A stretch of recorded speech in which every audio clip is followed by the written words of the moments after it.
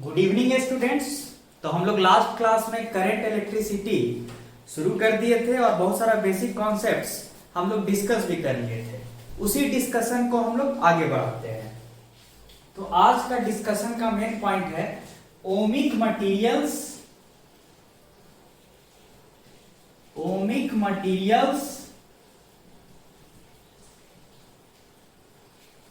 And Ohm's law.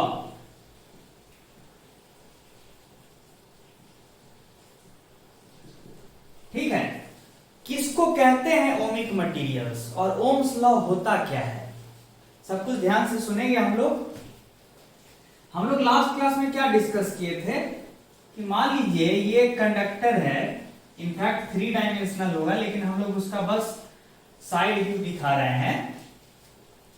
और ये रहा आपका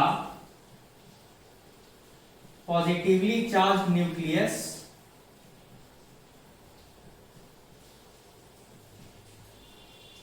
ठीक है। और हमने क्या डिस्कस किया था कि अंदर में इलेक्ट्रिक फील्ड एस्टैब्लिश कर दिया है हमने समहाउ, इस तरह से इलेक्ट्रिक फील्ड एस्टैब्लिश कर दिया है। उसकी वजह से हो क्या रहा था, जो इलेक्ट्रॉन्स था अंदर में उस इस तरह से स्लोली बट स्टेडली ड्रिफ्ट करना शुरू किया था टुवर्ड्स लेफ्ट। ऐसे दिखा दीजिए, इस तरह से है ना, इस तरह से इलेक्ट्रॉन्स ड्रिफ्ट कर रहा था टुवर्ड्स लेफ्टवर्ड, ठीक है। और हमने एक एवरेज ड्रिफ्ट वेलोसिटी भी निकाल लिया था इलेक्ट्रॉन्स का, कितना याद कीजिए तो minus small E into capital E vector electric field vector by mass of electron into tau. और टाउ क्या था, रिलैक्सेशन टाइम था। अब हमसे दोबारा मत पूछेगा रिलैक्सेशन टाइम क्या होता है, लास्ट लेक्चर में डिस्कस हुआ था। स्मॉल ई क्या है, charge on one electron. Minus sign क्या बताता है कि जो ड्रिफ्ट वेलोसिटी गेन करने जा रहा है इलेक्ट्रॉन्स, ड्रिफ्ट मतलब जो टुवर्ड्स लेफ्टवर्ड जाने का जो वेलोसिटी है, जो टेंडेंसी है लेफ्ट की तरफ धीरे धीरे ड्रिफ्ट करने का जो टेंडेंसी है, कितना है इलेक्ट्रॉन्स के पास, वो आप ये लाए हैं। माइनस साइन क्या बताता है कि इलेक्ट्रिक फील्ड के उल्टे डायरेक्शन में इलेक्ट्रॉन्स का ड्रिफ्ट वेलोसिटी होगा, ठीक है। What does this minus sign represents, the drift velocity gained by electrons will be in a direction opposite to the applied electric field vector E। ये तो आप डिराइव कर लिए थे। मेरा कहना है कि एक बात बताइए कि इस तरह का सिचुएशन तो बहुत हो रहा होगा, ऐसे ऐसे बहुत तरह का सिचुएशन हो रहा होगा, ठीक है। तो मुझे जानने का मन है कि कोई एक पर्टिकुलर क्रॉस सेक्शन है, कोई एक पर्टिकुलर क्रॉस सेक्शन है, मान लीजिए ये क्रॉस सेक्शन है,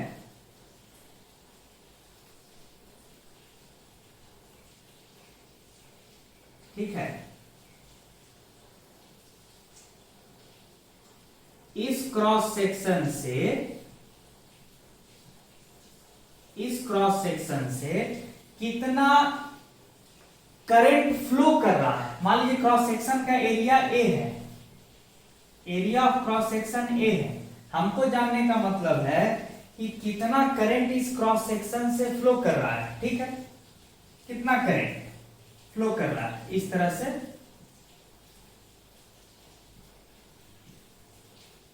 तो कायदे से आप देखिए कि क्रॉस सेक्शन को क्रॉस करने वाला एक्चुअल पार्टिकल्स इलेक्ट्रॉन्स है, ठीक है।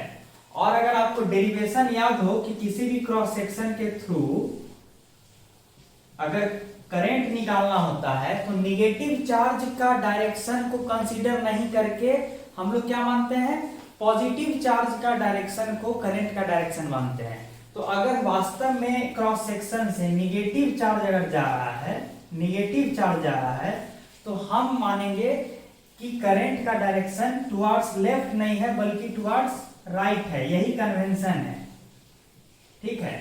और ठीक ठाक भी है, निगेटिव चार्ज का लेफ्टवर्ड जाना is equivalent to positive charge का राइटवर्ड जाना।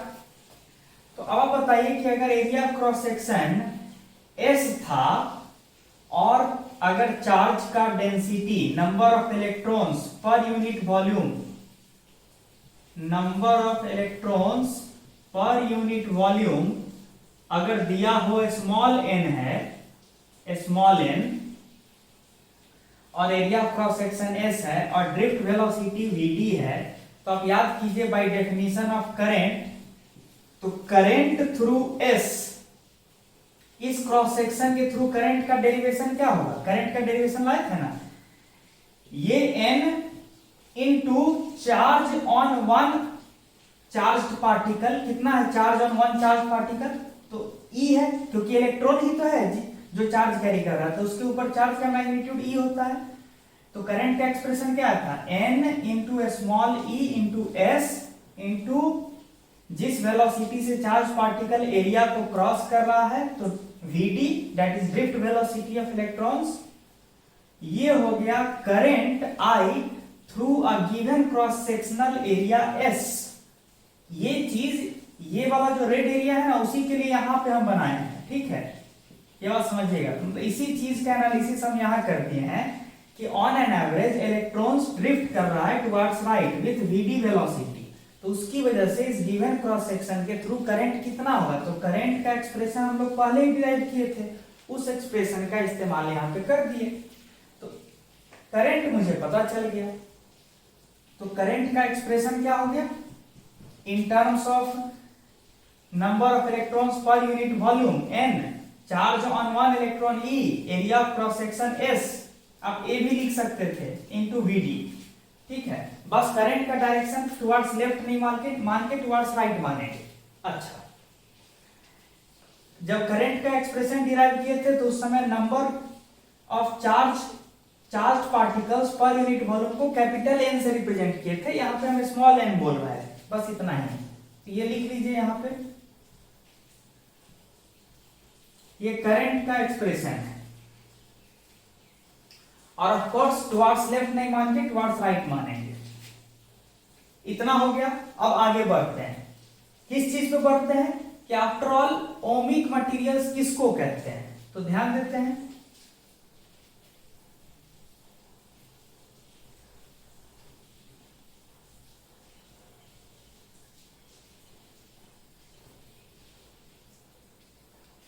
ओमिक मटेरियल्स किसको कहते हैं? ये सब एक्सप्रेशन याद रखिएगा, काम आएगा।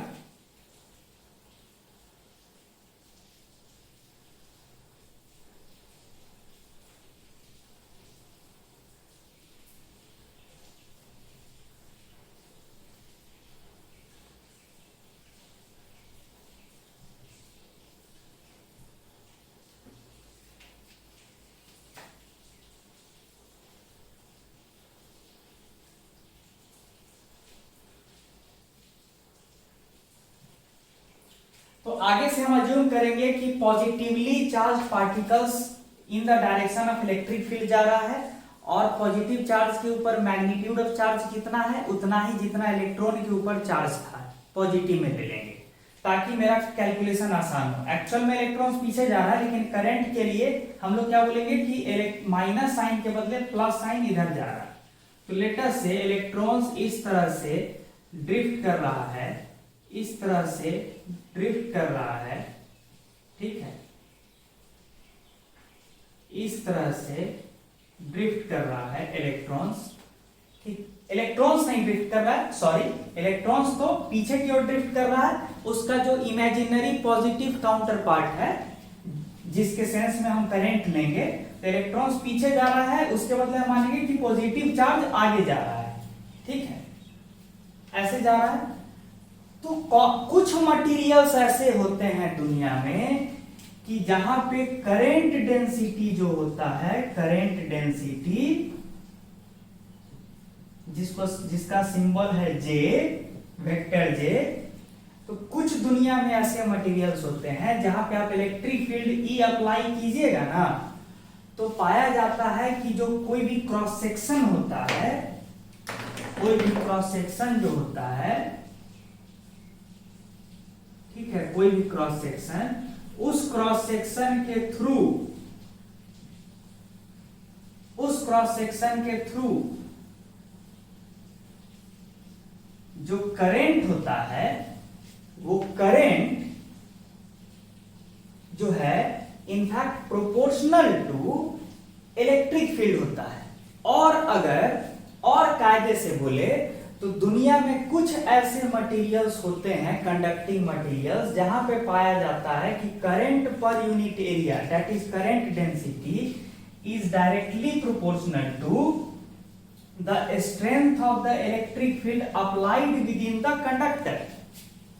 कायदे से इस पॉइंट पे एम्फेसाइज करना है मुझे कि कॉमन सेंस लगाइए, इतना तो क्लियर है कि जितना ज्यादा इलेक्ट्रिक फील्ड लगाएंगे कंडक्टर के अंदर उतना ज्यादा ड्रिफ्ट वेलोसिटी होगा इलेक्ट्रॉन्स का, और उतना ज्यादा करंट होगा कंडक्टर में, और उतना ज्यादा करंट पर यूनिट एरिया होगा। ये सब समझ में आ रहा है कि शॉर्ट में बोलिए तो current per unit area within a conductor proportional to electric field है, इसमें no doubt.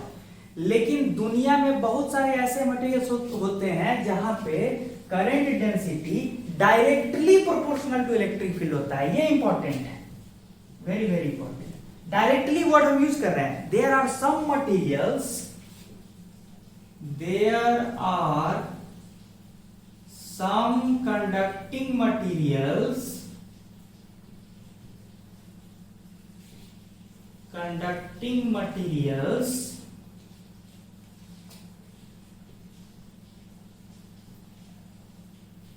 such that the current density vector J within that conductor is directly proportional to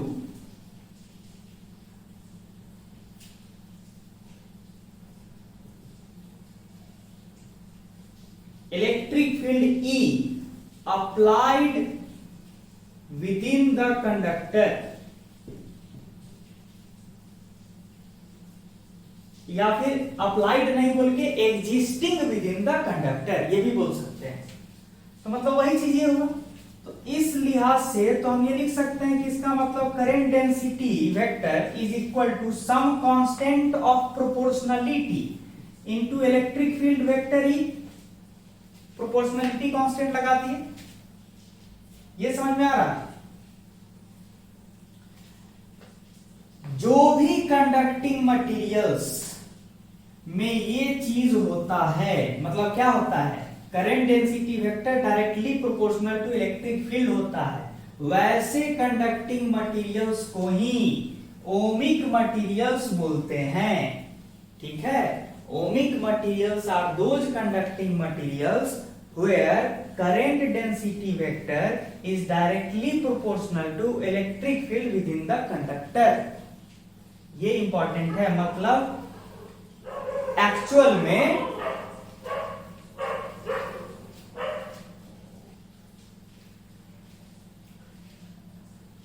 है कि नहीं।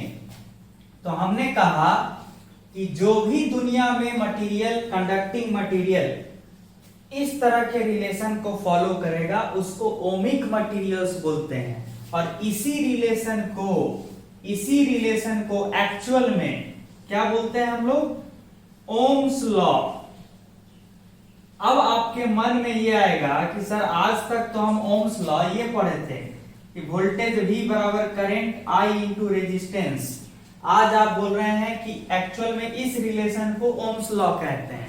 तो मैं आपको अभी दिखा देता हूं कि इसी रिलेशनशिप से ये वाला एक्सप्रेशन डिराइव होता है। कैसे होता है, क्या मतलब है इस V का, इस R का, इस I का, सब दिखेगा। ठीक है, तो ध्यान दिया जाए। अभी तक आपको कोई चीज दिक्कत नहीं होना चाहिए। Current density must be equal to sigma into electric field vector E। ठीक है, अच्छा, ये सारा एक्सप्रेशन से कुछ चीजें, कुछ कंक्लूजन आपको निकाल के हम पहले दिखा देते हैं, तब थोड़ा सा ओवरव्यू आपको मिलेगा। ठीक है,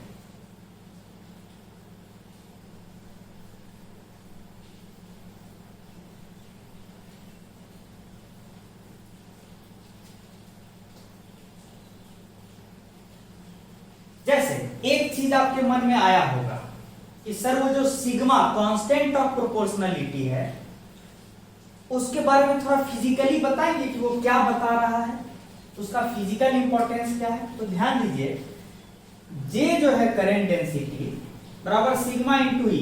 कायदे से अगर देखिएगा तो जो कंडक्टर बहुत अच्छा कंडक्टिंग मटेरियल होगा वहां पे आप बताइए, ऐसे ध्यान दीजिए, मॉड पे ध्यान दीजिए, सिग्मा बराबर क्या आया, जे बाई ई आया ना, magnitude wise.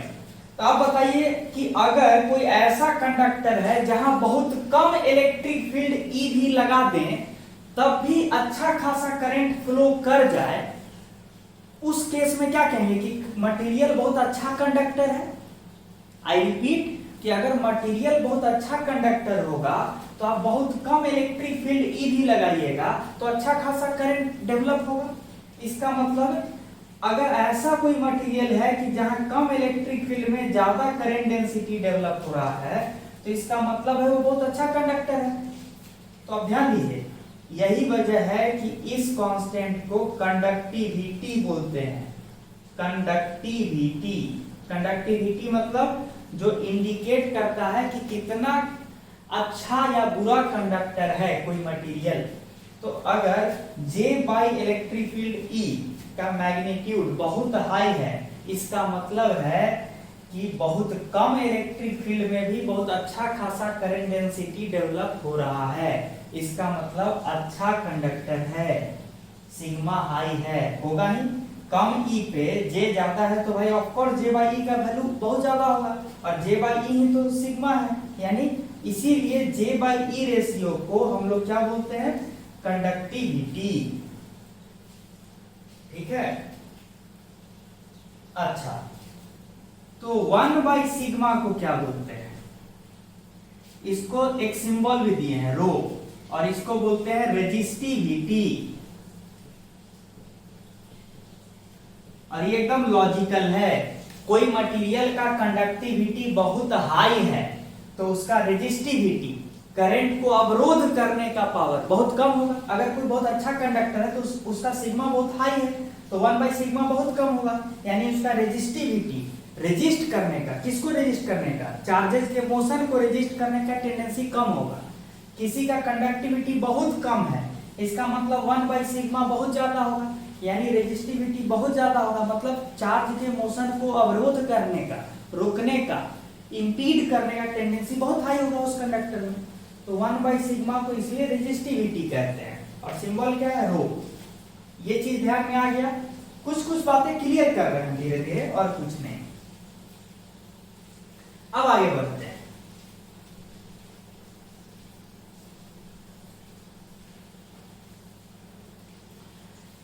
Current I divided by area, current density हो गया, करंट डेंसिटी बराबर कितना हो गया इस केस में, NE/VD।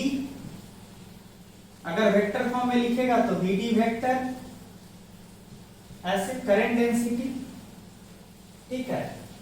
और यहां VD जो है इलेक्ट्रॉन का VD नहीं है, उसका जो काउंटर पार्ट है पॉजिटिव वाला, मतलब इलेक्ट्रॉन का VD तो इधर है, उसका जो साथी है इमेजिनरी पॉजिटिव चार्ज जिसके मोशन को हम करंट मानते हैं तो वो इधर होगा ना VD, इसलिए करंट डेंसिटी बराबर NE/VD, where this VD is the counterpart of electrons। ये हो गया, ठीक है।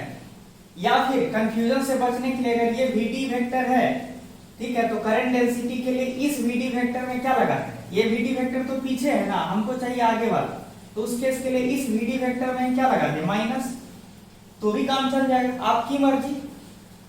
अगर माइनस लगाते हैं VD वेक्टर पे तो आप इसका मतलब इस VD को इलेक्ट्रॉन का ड्रिफ्ट वेलोसिटी माने हैं, ठीक है, ऐसे भी लिख सकते हैं। मेरा असली कहना है कि मैग्नीट्यूड पे जाइए, J बराबर NE/VD है, और J के बदले आप ये भी बोले हैं कि J जो है ओमिक मटेरियल में सिग्मा इंटू ई है, तो सिग्मा इंटू ई बराबर NE और VD का वैल्यू क्या है, E इलेक्ट्रिक फील्ड का magnitude tau by mass of electron. Magnitude wise तो यही कहानी चल रहा है, तो इलेक्ट्रिक फील्ड कैंसल आउट हुआ। तो इससे क्या पता चला कि सिग्मा जो है कंडक्टिविटी वो कितना आया है, Ne² टाउ बाई m, यानी किसी मटेरियल का कंडक्टिविटी पे आप चर्चा कर सकते हैं। अगर वो मटेरियल ओमिक मटेरियल है तो ओमिक मटेरियल या ओमिक कंडक्टर्स का कंडक्टिविटी आप इस तरह से लिख सकते हैं, ठीक है। तो ये स्थिति है।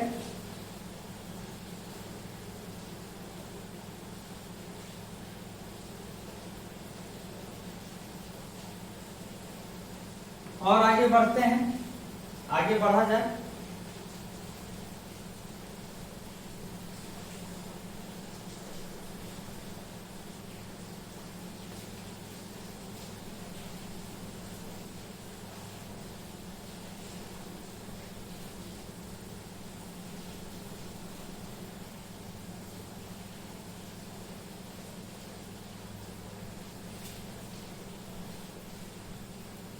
अब आपके मन में होगा कि ओम्स लॉ जो हम पढ़े हैं वो कहां से आता है, जो आप लोग पढ़े हैं।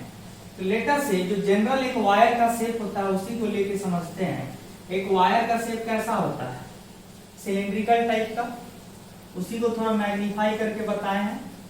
लेटर से उसके अंदर इलेक्ट्रिक फील्ड E इस तरह से एग्जिस्ट कर रहा है, इलेक्ट्रिक फील्ड वेक्टर E। और अगर ये ओमिक कंडक्टर है तो करंट डेंसिटी बराबर sigma into electric field vector होना चाहिए, ठीक है। मान लीजिए एक्चुअल में कुछ ये ऐसा होगा, होना ही चाहिए, कुछ ऐसा वायर होगा ना भाई, ये वायर ऐसा होगा, ऐसे इस तरह से, और भी वायर होगा, ऐसे होगा, ऐसे होगा, और भी इस तरह से होगा। तो हम अभी इंटरेस्टेड हैं पूरा वायर के एक पर्टिकुलर सेक्शन पे इंटरेस्ट है। मान लीजिए इस सेक्शन का नाम A है, इस सेक्शन का नाम B है। अब ये बताइए कि इलेक्ट्रिक फील्ड और करंट डेंसिटी में ये रिलेशन है। एरिया ऑफ क्रॉस सेक्शन जो है, इस कंडक्टर का एरिया ऑफ क्रॉस सेक्शन जो है उसको आप A ले लीजिए, ठीक है। तो ध्यान दीजिएगा, हमको मन है potential difference between terminal A and terminal B निकालने का मन है। तो हमको पता है, इलेक्ट्रोस्टैट्स में पढ़े हैं कि VB minus VA is minus E dot dl vector, छोटा छोटा displacement, dl vector is nothing but छोटा छोटा displacement from A to B। यही होता है potential difference between points B and A। और हमको जानने का मन है कि potential difference across this section का वैल्यू निकल के क्या आता है। सो ध्यान दीजिए, अब आप बोले हैं कि J बराबर सिग्मा E वेक्टर, तो इलेक्ट्रिक फील्ड वेक्टर क्या हो जाएगा, J by sigma dot dl vector. और ये इंटीग्रेशन करना है from A to B। Later से इसका पूरा लेंथ जो है L है, ठीक है। अब आगे बढ़ते हैं, इस पॉइंट को आप ध्यान दे दिए। अब आगे बढ़ते हैं,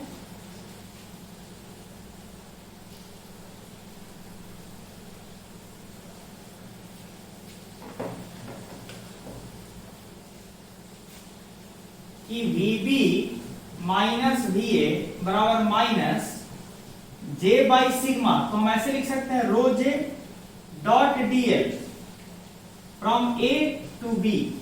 अब आप ही बताइए कि J क्या था, J क्या था, J था करंट डेंसिटी जो इलेक्ट्रिक फील्ड के लॉन्ग है। तो इसका मतलब है, और मेरा जो डिस्प्लेसमेंट चल रहा है, छोटा छोटा जो dl हमको लेना है, छोटा छोटा जो dl डिस्प्लेसमेंट लेना है, वो भी तो इलेक्ट्रिक फील्ड के लॉन्ग ही है। तो क्यों ना हम डॉट को हटा दें, तो माइनस रो, सीधे सीधे बोलिए ना, करंट डेंसिटी का मैग्नीट्यूड इनटू dl, ऐसे लिख ही सकते हैं, integration from A to B। ये हो गया potential difference between points A and B। ये कितना है, जे कितना था, जे कितना है देखिए तो, जे था करेंट आई डिवाइडेड बाय, मान लीजिए किसी भी क्रॉस सेक्शन के आसपास का हम बात करते हैं, मान लीजिए ये क्रॉस सेक्शनल एरिया है, इसको बोल दीजिए ए, ठीक है, ए। तो करंट डेंसिटी जे क्या होगा, करंट आई जो इस क्रॉस सेक्शन के थ्रू है, current I divided by area of cross section, वही ना होता है current density. Current density is nothing but current divided by area of cross section. तो इस करंट डेंसिटी होते करंट पर यूनिट एरिया लिख सकते हैं इनटू डीएल, है कि नहीं। अब आप ही बताइए, करंट को बाहर ले आए, क्यों ले आए, क्योंकि एक पर्टिकुलर समय पे जब सिचुएशन नॉर्मल होता है तो एक वायर के थ्रू एक पर्टिकुलर, हर जगह एक पर्टिकुलर करंट आई ही ना फ्लो करता है। किसी भी क्रॉस सेक्शन पे नजर घुमा लीजिए, under steady state situation, under normal situation, किसी भी क्रॉस सेक्शन पे नजर आप जमाइए तो उसके थ्रू एक particular current I he flow कर रहा होगा, under normal situation, under steady state situation. तो इसीलिए हम क्या माने हैं कि इसको हम लिख सकते हैं करंट आई बाय एरिया, इस आई को बाहर ला सकते हैं, आई वेरिएबल नहीं है एक पर्टिकुलर समय के लिए। ये क्या है, रो dl बाय a का summation from point a two point b, from point a two point b, ठीक है। ये माइनस साइन है जो लगा हुआ था। तो आप क्या डिराइव किए कि potential difference between terminal B और end B and end A क्या आया है एक्चुअल में, minus current I into some number, integration करने का तो कुछ नंबर ही आएगा।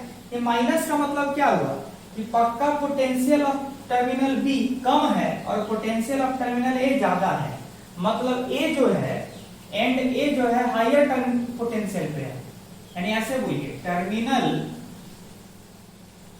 A is at higher potential, कब, अगर करंट इस तरह से फ्लो कर रहा है, कितना I, कितना I, ऐसे ऐसे ऐसे ऐसे करंट फ्लो कर रहा है I, ठीक है।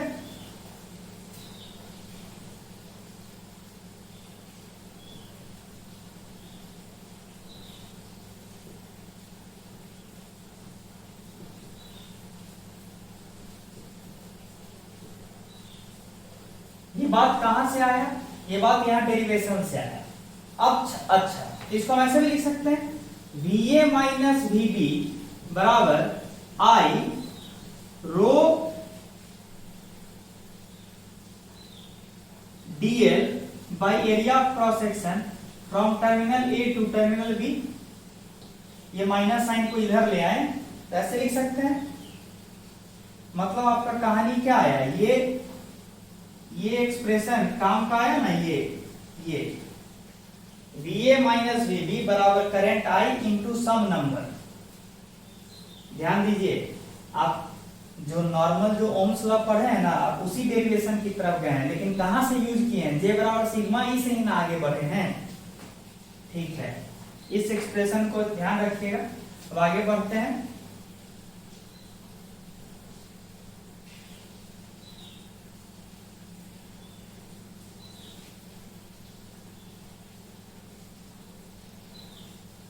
अगला स्टेप क्या होगा,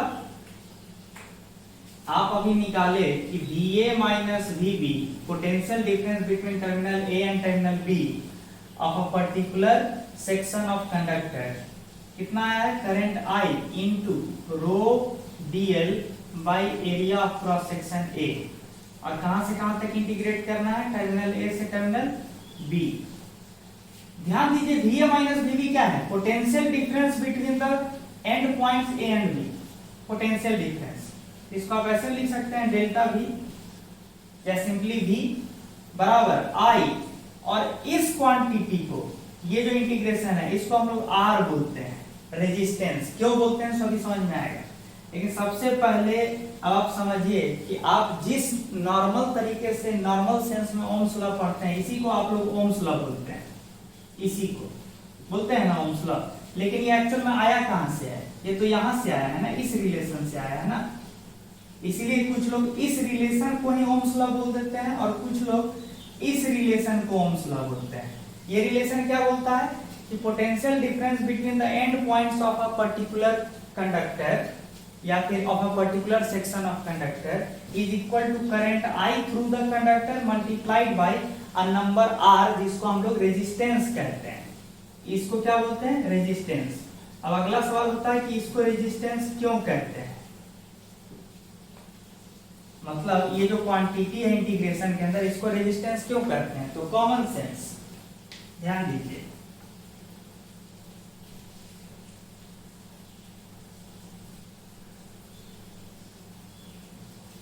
ध्यान दीजिए, ये जो इंटीग्रेशन के अंदर नंबर है उसको एक तरफ रखिए, rho dl by a from a to b का वैल्यू क्या आएगा, dA minus vb divided by i,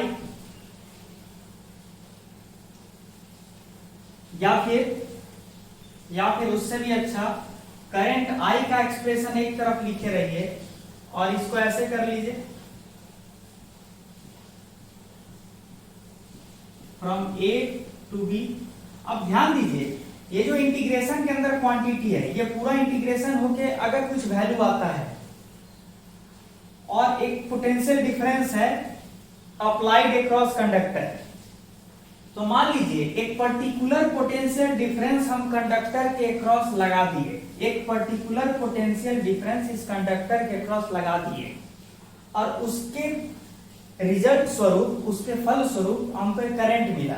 अगर हमको बहुत अच्छा करंट मिल रहा है इसका मतलब जो डिनोमिनेटर में वैल्यू है ये बहुत कम है, और अगर हमको एक पर्टिकुलर पोटेंशियल डिफरेंस लगाने के बाद करंट बहुत कम मिल रहा है इसका मतलब जो डिनोमिनेटर में जो वैल्यू है बहुत ज्यादा है। इसका मतलब जो डिनोमिनेटर में वैल्यू है वो करंट के स्ट्रेंथ को डिसाइड कर रहा है।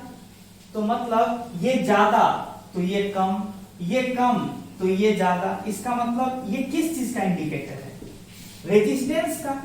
This quantity is an indirect indicator of the resistance offered by the conductor to the flow of current। इसीलिए इस क्वांटिटी को हम लोग क्या बोलते हैं, रेजिस्टेंस। क्यों, क्योंकि ये ज्यादा तो करंट कम, ये कम तो करंट ज्यादा, यानी रेजिस्टेंस कम तो करंट ज्यादा, इसीलिए ये रेजिस्टेंस है। अब समझ में आ गया होगा कि इस क्वांटिटी को हम लोग रेजिस्टेंस क्यों बोलते हैं। ठीक है, तो ये था आपका ओम्स लॉ का एक बेसिक इंट्रोडक्शन। ठीक है,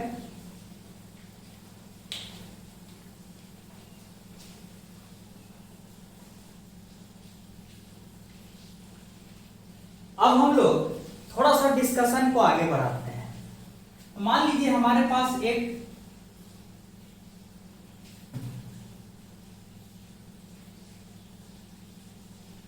कंडक्टर है,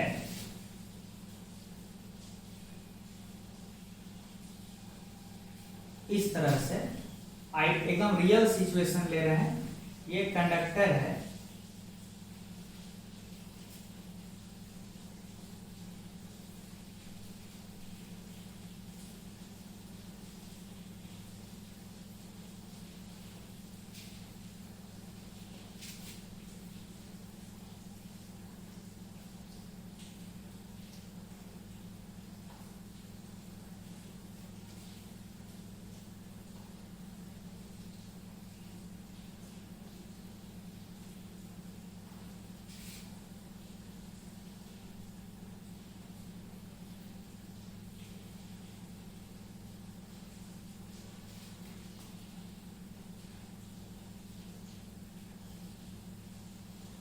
देखिए ये कंडक्टर हुआ, वायर जिसको हम थोड़ा मैग्नीफाई करके दिखाएं, वायर समझिए वायर। और अभी तो आपको हम बताए थे कि अगर मान लीजिए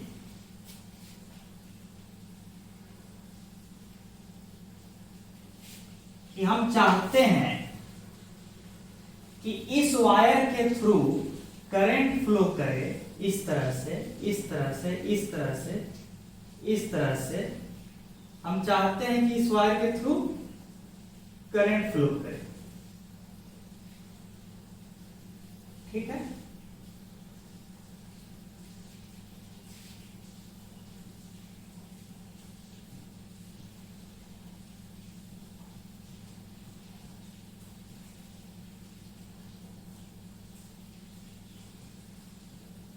इस तरह से हम चाहते हैं करंट फ्लो करे।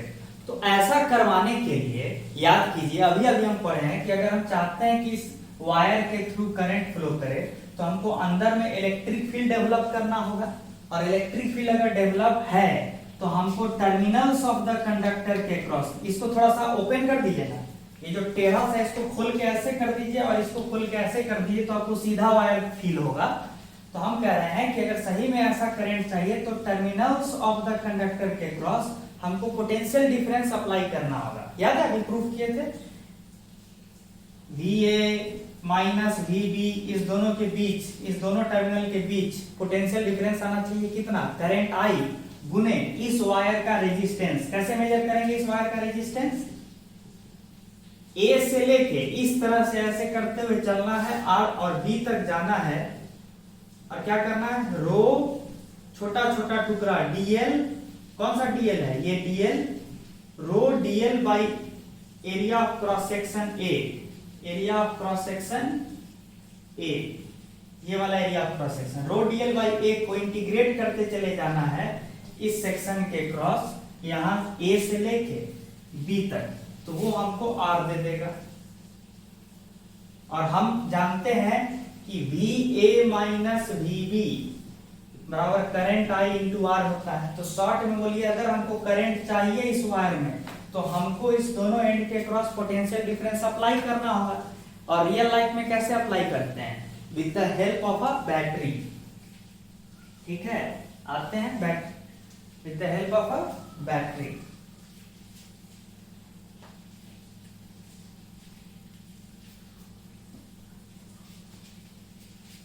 बैटरी को कैसे दिखाएंगे, रियल सिचुएशन क्या होता है बैटरी का, ये देखिए,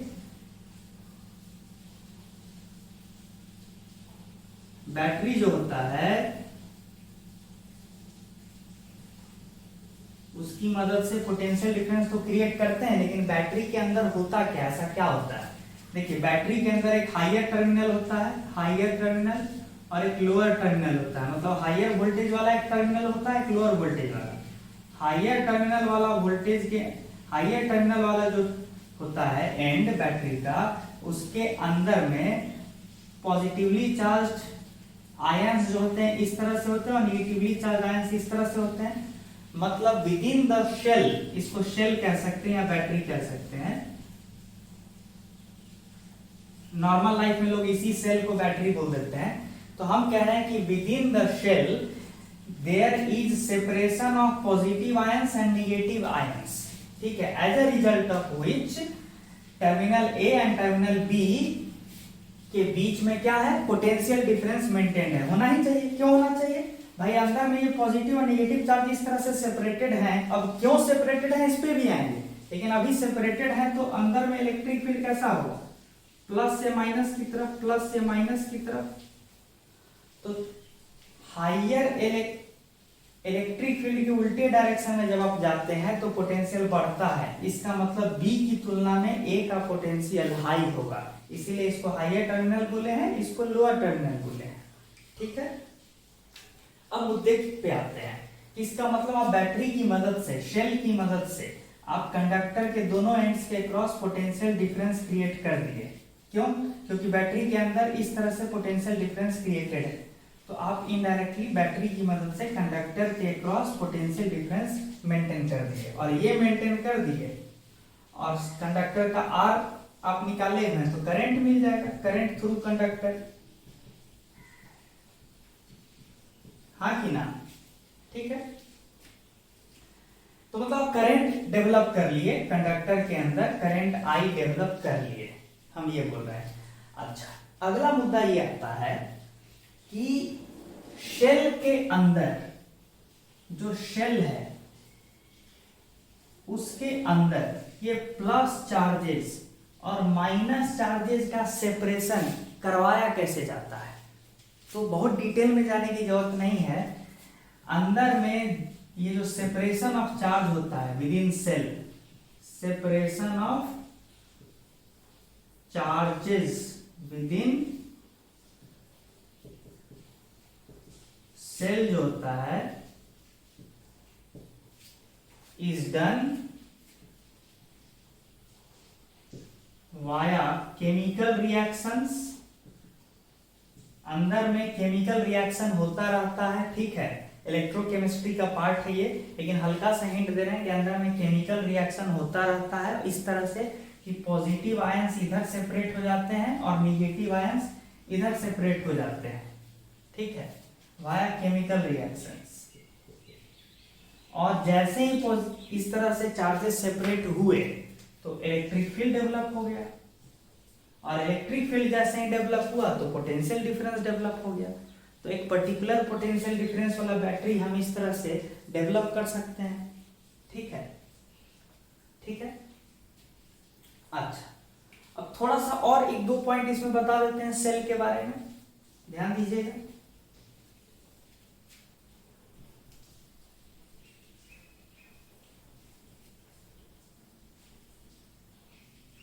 जो ये शेल है एक्चुअल में उसके बारे में भी हम आपको क्या बोले कि अंदर में जैसे मान लीजिए कि प्लस चार्ज पे इधर की ओर फोर्स लग रहा है, कोई केमिकल फोर्स लग रहा है, तभी तो प्लस चार्ज इधर सेपरेट हो रहा है। तो पक्का है कि अगर कोई प्लस चार्ज है अंदर में और शुरू का सिचुएशन है जब केमिकल रिएक्शन शुरू हुआ होगा, जब मतलब मान लीजिए कि इधर चार्जेस नहीं रहा होगा, बैटरी का फॉर्मेशन का जिक्र कर रहे हैं अल्टीमेटली, कि मान लीजिए अंदर में केमिकल रिएक्शन हो रहा है, ठीक है, केमिकल रिएक्शन अगर हो रहा है इस प्लस चार्ज पे इधर की ओर एक केमिकल फोर्स लगेगा और धीरे धीरे क्या होगा शुरू में कि प्लस चार्ज इधर और माइनस चार्ज पे फोर्स इधर लगेगा लेफ्टवर्ड डायरेक्शन राइटवर्ड डायरेक्शन में, तो माइनस चार्ज इस तरह से धीरे धीरे और प्लस चार्ज इस तरह से धीरे धीरे सेपरेट होना शुरू होगा बाय द एक्शन ऑफ कौन सा फोर्स, केमिकल फोर्सेस और केमिकल रिएक्शन बोल दीजिए। तो केमिकल फोर्स जो लग रहा है शुरू में वो चार्जेस को सेपरेट करा रहा है, लेकिन धीरे धीरे क्या होगा कि जब अच्छा खासा चार्ज इस तरह से डेवलप हो जाएगा प्लस और माइनस, देखिए एक इलेक्ट्रिक फील्ड डेवलप होने लगा है ना, ध्यान दीजिएगा। तो होगा कि एक समय ऐसा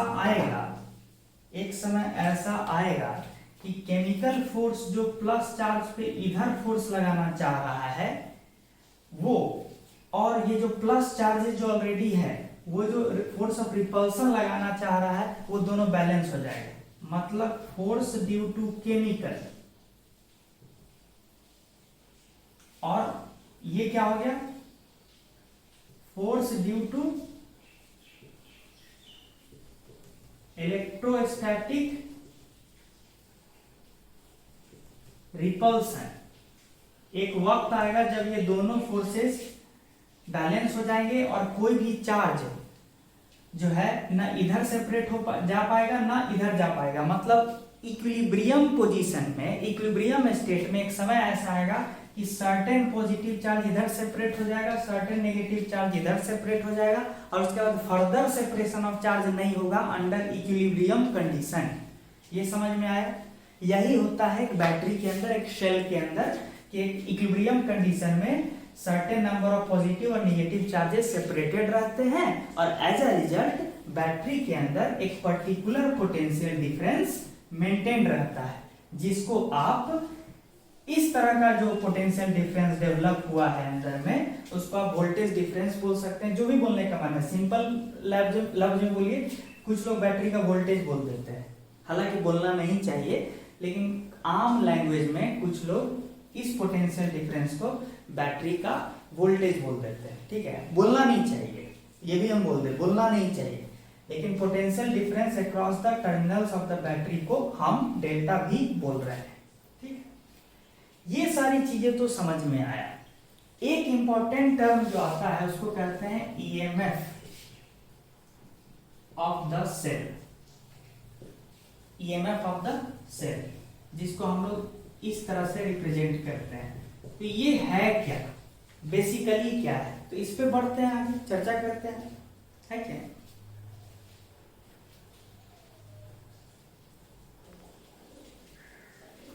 तो अब हम लोग ईएमएफ ऑफ द सेल पे आते हैं कि ईएमएफ ऑफ द सेल कहते किसको है। तो ध्यान दीजिएगा,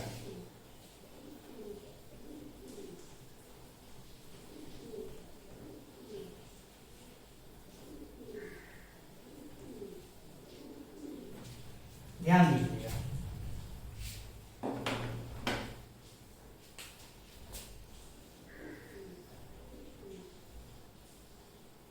मैग्नीफाइड व्यू है ये बैटरी का,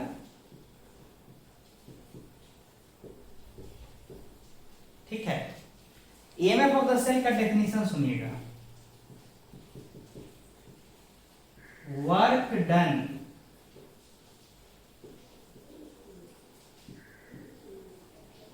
बाय द केमिकल फोर्सेस, ठीक है, to bring unit positive charge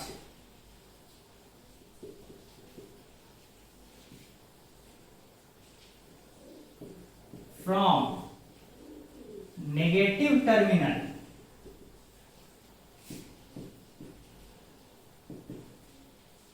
to positive terminal under equilibrium condition, under equilibrium condition is called EMF of the cell, EMF of the cell। अब ध्यान दीजिए हम क्या बोले कि जब इक्विलिब्रियम कंडीशन पहुंच चुका है, मतलब जो चार्जेस का सेपरेशन होना था हो चुका है। अब मान लीजिए कि एक क्यू चार्ज है पॉजिटिव, केमिकल फोर्स अगर उस क्यू चार्ज को यहां से यहां ले गए हम, तो कितना केमिकल फोर्स कितना वर्क करेगा, क्योंकि केमिकल फोर्स तो इस क्यू चार्ज पे लग ही रहा है इधर की तरफ, ठीक है। हाँ, अगर प्लस चार्ज नेगेटिव से पॉजिटिव की तरफ अगर ले जाया जाएगा किसी भी मैकेनिज्म से, उस वक्त केमिकल फोर्स कितना वर्क करेगा। तो एफ केमिकल इनटू, मान लीजिए ये लेंथ है L, F chemical into length, यही हो जाएगा वर्क डन। जिस वर्क डन का आप बात कर रहे हैं, work done by chemical force, यही हो जाएगा। लेकिन हमको पता है कि जो इलेक्ट्रिक फील्ड E है और जो केमिकल फोर्स जो लग रहा है इस क्यू पे, केमिकल फोर्स लग रहा है FCH और इलेक्ट्रिक फोर्स कितना लग रहा है Q इंटू E। तो एक बार बताइए, अंडर इक्विलिब्रियम केमिकल फोर्स और ये Q इंटू E तो बराबर होता है ना, जितना chemical force towards right left लगता है उतना ही electrostatic force of repulsion towards right लगता है अंडर इक्विलिब्रियम, ठीक है। उस सिचुएशन में अगर केमिकल फोर्स को वर्क करना पड़ता to bring positive charge from left to right, sorry from right to left, इस तरीके से, ठीक है, तो कितना वर्क करना पड़ता है, इतना एफ केमिकल इंटू एल। लेकिन एफ केमिकल मैग्नीट्यूड वाइज कितना के बराबर है, मैग्नीट्यूड वाइज ये कितना के बराबर है, Q into E under equilibrium, क्योंकि at equilibrium F chemical must be equal to Q into E. तो यहां पे लिखे Q into E into L. ये हो गया work done by chemical force to bring Q charge, Q positive charge from negative to positive terminal, ठीक है। और हमको क्या चाहिए था, work done by chemical force to bring unit positive charge, उसी को ईएमएफ कहते हैं। तो तब तो अब क्लियर हो गया कि ईएमएफ क्या हो जाएगा, ये जो वर्क डन आप लाए हैं ये divided by charge Q, work done per unit charge to bring it from negative terminal to positive terminal. तो ये कितना हो गया, Q E L by Q, यानी मैग्नीट्यूड बाई ईएमएफ है वो कितना के बराबर आया है, electric field strength E under equilibrium into length L of the cell.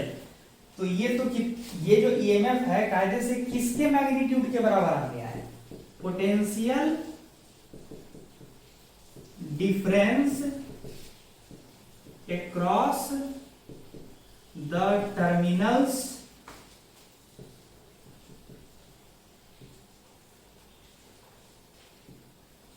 of a shell, potential difference across the terminals of the cell. ये वाला चीज तो वही चीज होता है भैया, इलेक्ट्रिक फील्ड E गुने लेंथ L क्या देता है, potential difference across the terminals of the cell. तो इसका मतलब है under equilibrium EMF of the cell is equal to potential difference across the terminals of the cell. ठीक है, ये हुआ। ये बात समझ में आया कि किसको ईएमएफ बोलते हैं। एक्चुअल में ईएमएफ जो है वो मैग्नीट्यूड वाइज किसके बराबर आ जा रहा है, potential difference across the terminals of a cell, magnitude wise. ठीक है, ईएमएफ का लेना देना एक्चुअल में केमिकल फोर्सेस से है, या फिर ये बोलिए नॉन इलेक्ट्रोस्टैटिक फोर्सेस से है। केमिकल फोर्स इलेक्ट्रोस्टैटिक नेचर का नहीं है, केमिकल फोर्सेस की वजह से ईएमएफ डिफाइन है, ना कि इलेक्ट्रोस्टैटिक फोर्सेस की वजह से ईएमएफ डिफाइन है, याद रखिएगा। लेकिन मैग्नीट्यूड वाइज ये दोनों क्वांटिटी बराबर आ जा रहा है एट इक्विलिब्रियम। ठीक है, ये बहुत इंपॉर्टेंट टर्म है।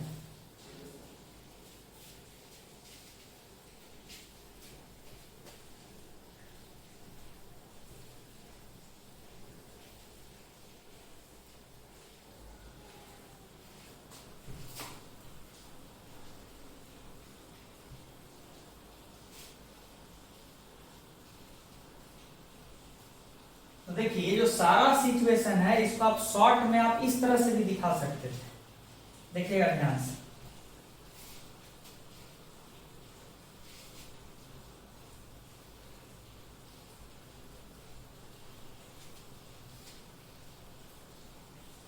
ये सारे सिचुएशन को आप ऐसे भी दिखा सकते हैं आगे से। जो शेल है ना उसके हायर टर्मिनल को, हायर वोल्टेज वाले टर्मिनल को ऐसे दिखाइए, लोअर टर्मिनल वाले वोल्टेज को ऐसे दिखाइए। ठीक है, और शेल को हम अभी तक क्या माने हैं, आइडियल। अब बच्चों के दिमाग में ये मत कंफ्यूजन होना चाहिए कि आइडियल सेल क्या है। आइडियल सेल ऐसा सेल होता है जिसका अपना कोई रेजिस्टेंस नहीं होता, मतलब वो उसका कोई अपना रेजिस्टेंस नहीं होता। अपना रेजिस्टेंस का मतलब कि आइडियल सेल को किसी बाहरी रेजिस्टेंस से जोड़ दीजिएगा ना, रेजिस्टेंस या रेजिस्टर बोलिए, मान लीजिए R से जोड़ दिए और EMF of the cell E है, तो बस यही रेजिस्टेंस माना जाएगा कि सर्किट में है। अगर बैटरी आइडियल नहीं होता और इस वायर को अगर आप बैटरी से जोड़े होते तो माना जाता कि बैटरी का अपना भी कुछ रेजिस्टेंस होता है, उसको दिखाना पड़ता है स्मॉल r से। अगर बैटरी आइडियल नहीं है तो जहां पे वायर को जोड़ते हैं, ठीक है ना, वहीं आसपास एक छोटा सा रेजिस्टेंस और दिखाना पड़ता है अगर बैटरी आइडियल नहीं है। क्यों? ये कहां से रेजिस्टेंस आता है? तो कॉमन सेंस है। अभी थोड़ा देर पहले बताए थे ना कि बैटरी के अंदर प्लस चार्जेस इस तरह से, माइनस चार्जेस इस तरह से, और अंदर में केमिकल्स है। ठीक है, ध्यान दीजिएगा। तो जब इसी का पूरा एक्चुअल मैकेनिज्म दिखाते हैं तो ये रहा वायर, ये रहा वायर, ध्यान दीजिएगा, ये रहा वायर, ये रहा बैटरी के अंदर का एक्चुअल सेटअप, प्लस माइनस लगा दिए तो होगा क्या, बैटरी का जो प्लस टर्मिनल है इलेक्ट्रॉन्स को अपनी तरफ खींचेगा ऐसे, और यहां वाला जो माइनस है इलेक्ट्रॉन्स को रिपेल करेगा ऐसे। इलेक्ट्रॉन्स का मोशन दिखा रहे हैं, ऑफ कोर्स करंट का मोशन उल्टा होगा, लेकिन इलेक्ट्रॉन्स के मोशन को देखिए, अंदर में केमिकल है, यहां पे केमिकल है, तो रियल लाइफ में भैया केमिकल भी तो इलेक्ट्रॉन्स के मोशन में बाधा पैदा करेगा ना, रेजिस्टेंस पैदा करेगा ना। तो यानी बैटरी का रियल लाइफ में देखा जाए तो इन सारे ये अंदर में जो इंग्रेडिएंट्स हैं उनकी वजह से रेजिस्टेंस बैटरी के पास भी है, बैटरी भी रेजिस्टेंस ऑफर कर रहा है to the flow of charges. और यही वजह है कि बैटरी के टर्मिनल के बगल में एक छोटा सा इस तरह का सिंबल लगा देते हैं, ये बताने के लिए कि बैटरी आइडियल नहीं है, बल्कि बैटरी भी कुछ रेजिस्टेंस ऑफर कर रहा है करंट के फ्लो में। करंट का डायरेक्शन किधर लिए हैं, ऐसे ऐसे ऐसे, तो करंट के डायरेक्शन को आप ऐसे दिखाइएगा, ऐसे दिख रहा है। बैटरी भी रेजिस्टेंस ऑफर कर रहा है करंट के फ्लो में, और एक्चुअल में इलेक्ट्रॉन्स का फ्लो उल्टा है, ठीक है। और ये वाला रेजिस्टेंस जो है ये पूरे वायर के बदले एक ही जगह लमसम वैल्यू दिखा दी है रेजिस्टेंस। एक्चुअल में ये रेजिस्टेंस जो है इस पूरे वायर का रेजिस्टेंस है, जो पूरा डिस्ट्रीब्यूटेड होगा पूरे वायर में। ये रेजिस्टेंस ऐसा नहीं है कि यहीं तक होगा, ये पूरा इसमें डिस्ट्रीब्यूटेड होगा, है ना। बस लेकिन सिंबॉलिकली लमसम हम ऐसा एक जगह रेजिस्टेंस दिखा देते हैं। तो ये वाला जो मैकेनिज्म है, ये वाला जो पिक्चर है, इसी के बदले हम एक्चुअल में डायग्रामेटिकली ये दिखाते हैं, है कि नहीं। ये दिखाना आसान हो जाता है। तो चलिए, तो हम दो चीज बोलना चाहें कि for ideal shell electrical circuit का रिप्रेजेंटेशन कैसा होगा। एक वायर बाहर का जिसका रेजिस्टेंस दिखा दीजिए R, और उसको आइडियल सेल से हम जोड़ दिए। आइडियल सेल का अपना कोई रेजिस्टेंस नहीं, उसका EMF E ही पोटेंशियल डिफरेंस होगा टर्मिनल्स के क्रॉस। टर्मिनल्स के क्रॉस पोटेंशियल डिफरेंस EMF के बराबर होगा, ठीक है। अभी किस केस में, आइडियल सेल में। और अभी करंट ऐसे होगा। अब आप बताइए कि वायर के क्रॉस अगर ये V1 पोटेंशियल पे है और ये V2 पोटेंशियल पे है, तो ये V1 पे है, तो ये देखिए जहां रेजिस्टेंस शुरू हुआ है तो यहाँ पे भी पोटेंशियल V1 होगा, क्योंकि आप बोले हैं यहाँ से यहाँ तक एकदम परफेक्टली जीरो रेजिस्टेंस का वायर दिखा दिए है ना। इस डायग्राम के हिसाब से यहाँ से लेके यहाँ तक अब कुछ रेजिस्टेंस ही नहीं दिखा है। जब रेजिस्टेंस नहीं है तो फिर यहाँ से लेके यहाँ तक कोई पोटेंशियल डिफरेंस नहीं आना चाहिए, क्योंकि आप पढ़े थे ना, potential difference across the ends of the wire बराबर I इंटू R। लेकिन रेजिस्टेंस तो यहाँ से लेके यहाँ तक के बीच आप नहीं दिखाएं, इसका मतलब ये अगर V1 पोटेंशियल पे है तो ये सारा V1 पोटेंशियल पे होगा इस लॉजिक से, क्योंकि R नहीं है यहाँ से लेके यहाँ तक एज पर योर रिप्रेजेंटेशन। अगर यहाँ से लेके यहाँ तक R नहीं है अगर सच में, तो फिर पक्का यहाँ से लेके यहाँ तक कोई पोटेंशियल डिफरेंस नहीं है। V1 अगर ये V1 पे है तो पूरा V1 पे है, और ये V2 पे है तो ये पूरा यहाँ तक V2 पे है। किस अजम्पशन के तहत कि हम ये माने हैं कि यहाँ से यहाँ तक कोई रेजिस्टेंस नहीं है, और अगर है तो तब तो हर जगह का पोटेंशियल वैरी करेगा, क्योंकि अगर रेजिस्टेंस है तो पोटेंशियल डिफरेंस भी आना चाहिए हर जगह। मतलब इस टुकड़ा का ये पॉइंट ले लीजिए P और Q, और अगर इस वायर का रेजिस्टेंस है तो P और Q के बीच का पोटेंशियल Vp मान लीजिए, ये Vq मान लीजिए, तो दोनों में डिफरेंस आना चाहिए। क्यों आना चाहिए, क्योंकि इस टुकड़े का आप बोल रहे हैं कि रेजिस्टेंस है, तो तब पक्का Vp और Vq अलग अलग होना चाहिए एज पर दिस डेफिनेशन, है कि नहीं। तब ना आप बोलेगा कि Vq करंट ऐसे आ रहा है तो Vq माइनस Vp बराबर I इंटू रेजिस्टेंस ऑफ कौन सा पोर्शन, PQ पोर्शन। ये रिलेशन तब ना लगाइएगा ओम्स लॉ का, हाँ कि ना। तो हम आपको बहुत सारा चीज बताएं कि अगर सच में परफेक्ट कंडक्टर है तो यहाँ पे कोई वोल्टेज ड्रॉप नहीं आया, जहां रेजिस्टर आया है, रेजिस्टेंस आया है, वहां पे देखिए इधर V1 है इधर V2 है, तो यानी पोटेंशियल ड्रॉप आया है। आइडियल सेल आप यूज किए हैं इसीलिए बैटरी बस दिखाए हैं, बगल में कोई रेजिस्टेंस नहीं दिखाए हैं यहाँ की तरह, और ये सिचुएशन है आइडियल सेल में। अच्छा,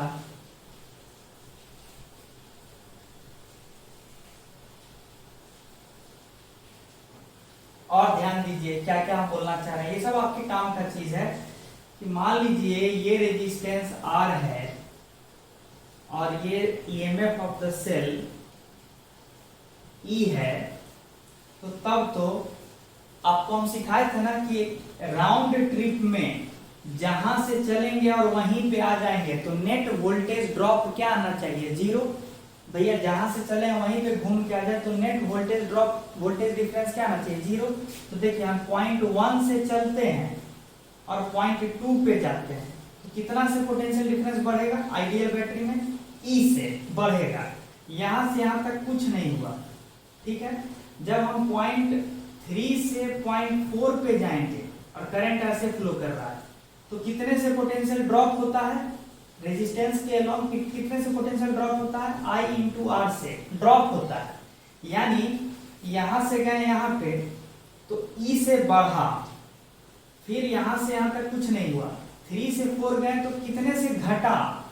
याद कीजिए, आप डिराइव किए हैं कि रेजिस्टेंस के अलोंग बढ़िएगा ना आगे, जिधर करंट फ्लो करता है तो उधर पोटेंशियल घटता है, मतलब इधर वाला टर्मिनल हायर पोटेंशियल पे होता है, याद कीजिए, और इधर वाला टर्मिनल लोअर पोटेंशियल पे होता है। मतलब यहां से यहां जाइएगा तो वोल्टेज ड्रॉप होगा, कितने से, -IR से। यहां पहुंच गए, यहां से यहां तक कोई ड्रॉप नहीं होगा, मतलब जहां से चले थे वहीं पहुंच गए तो नेट ड्रॉप क्या आना चाहिए, 0।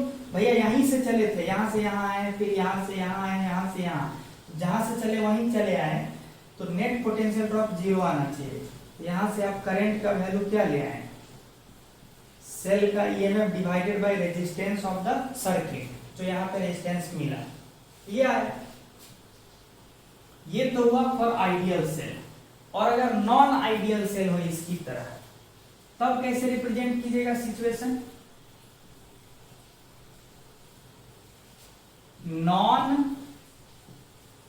नॉन आइडियल सेल अगर रहेगा तब कैसे रिप्रेजेंट कीजिएगा, तो फिर क्या करेंगे, सो देखिए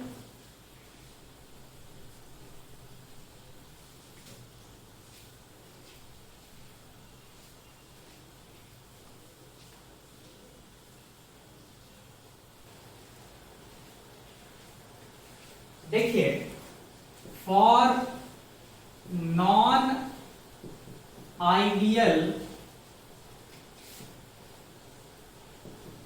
सेल सिचुएशन को कैसे दिखाएंगे, तो देखिए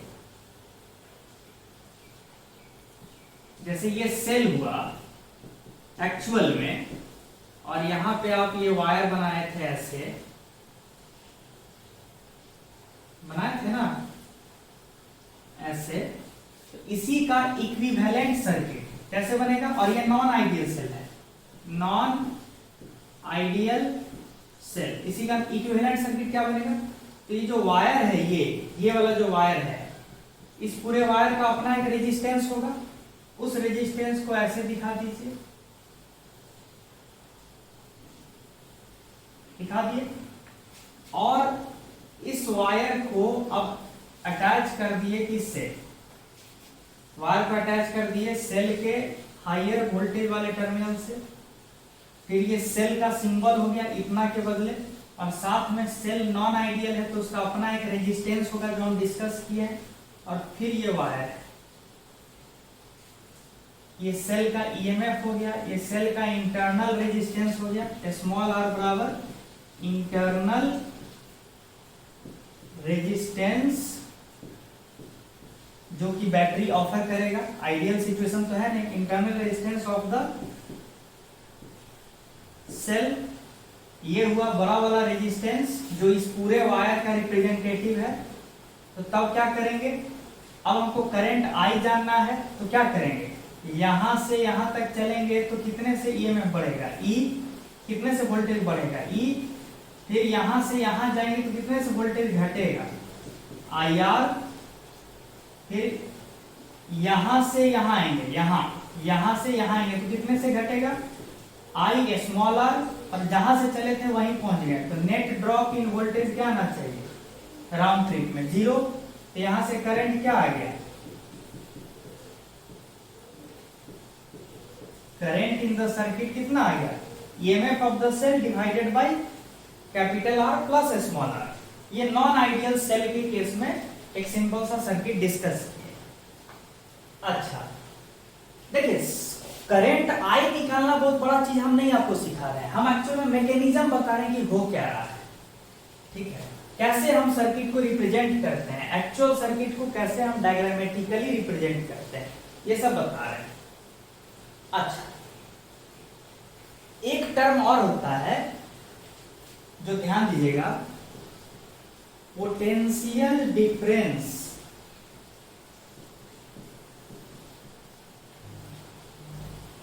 across the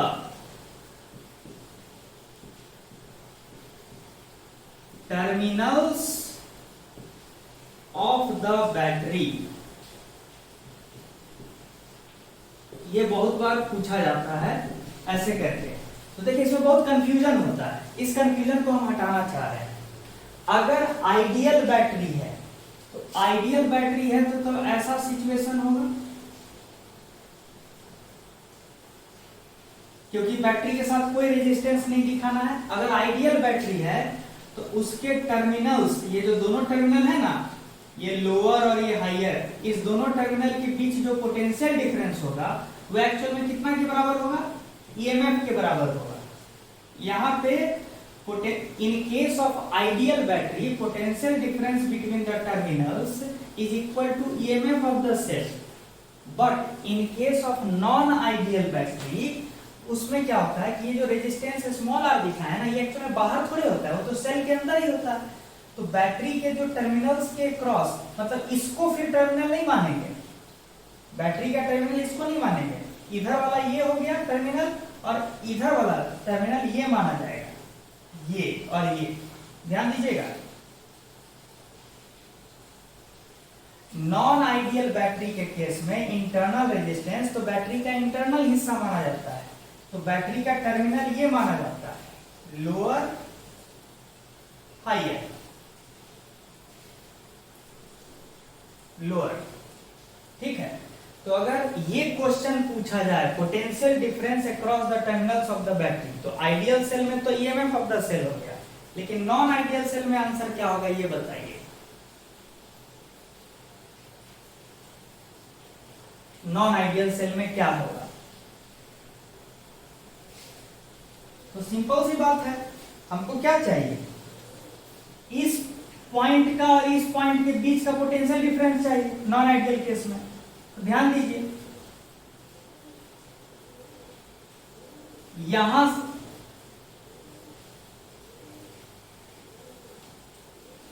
ऐसे समझिए, इस पॉइंट का वोल्टेज VL बोल दीजिए, VL, और करंट कैसे फ्लो कर रहा है, ऐसे ऐसे ऐसे ऐसे। तो जब आप करंट के डायरेक्शन में मूव करते हैं रेजिस्टर के क्रॉस, तो वोल्टेज ड्रॉप होता है, कितने से, I इंटू R से ड्रॉप होता है। तो आप VL से चले थे, ठीक है, कहां से चले थे, आप VL पे थे, फिर कितने से वोल्टेज ड्रॉप हुआ, I इंटू स्मॉल r से ड्रॉप हुआ, तो आप यहां पहुंचे, यहां, फिर यहां से आप यहां गए, तो कितने से बढ़ेगा voltage, EMF of the cell से, तो बढ़ेगा, तो प्लस ई कीजिए, तो VL से चले, माइनस IR का ड्रॉप हुआ, स्मॉल रेजिस्टेंस R, फिर यहां से यहां है तो प्लस ई का इंक्रीमेंट हुआ, और आप कहां पहुंच गए, आप किस पॉइंट पे पहुंच गए, voltage of the higher terminal, इस पे पहुंच गए। तो ये रिलेशन है। तो आपको क्या चाहिए था, आपको चाहिए क्या था, voltage of higher terminal minus voltage of lower terminal. तो कीजिए, वोल्टेज ऑफ, इसको उधर फेंक दीजिए, तो voltage of higher terminal minus voltage of lower terminal कितना आएगा, EMF E minus I into small R. तो नॉन आइडियल केस में potential difference across the terminals of the battery का आंसर ये होगा, ये मतलब वैल्यू वाइज कितना होगा, ई माइनस आई कितना आया था, याद कीजिए, तो आई कितना आया था इस केस में, इतना इंटू इतना, यानी कितना आया है,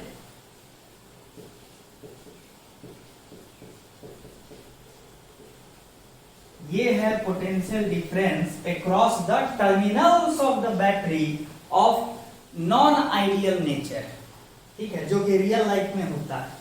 तो जब एग्जाम में ये क्वेश्चन पूछ लेता है ना नॉन आइडियल बैटरी के केस में, तो आपको आंसर ये देना होता है, ये, ठीक है, वेरी वेरी इंपॉर्टेंट। और आइडियल केस में तो सिंपल है, potential difference across the terminals is equivalent to EMF of the cell, कोई अंतर नहीं है, लेकिन यहाँ पे थोड़ा आ गया।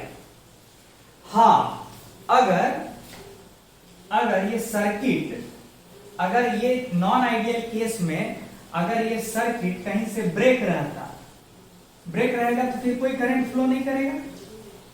अगर ब्रेक रहेगा तो कोई करंट फ्लो नहीं करेगा, तब सिचुएशन क्या होगा, तब सिचुएशन क्या होगा बताइए तो।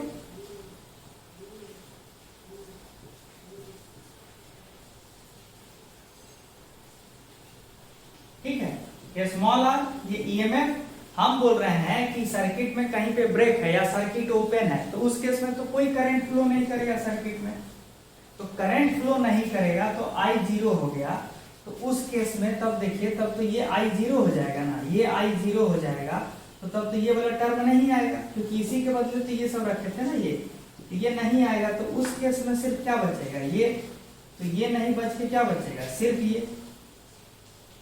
यानी नॉन आइडियल बैटरी के केस में भी यदि करंट फ्लो नहीं कर रहा है तो टर्मिनल्स के अक्रॉस पोटेंशियल डिफरेंस, अगर करंट फ्लो नहीं कर रहा है तो टर्मिनल्स के क्रॉस पोटेंशियल डिफरेंस का वैल्यू ई ही आएगा। क्यों आएगा, कॉमन सेंस, क्योंकि ये आई जीरो कर दीजिए तो VH माइनस VL ई आया, ई मतलब ईएमएफ ऑफ द सेल।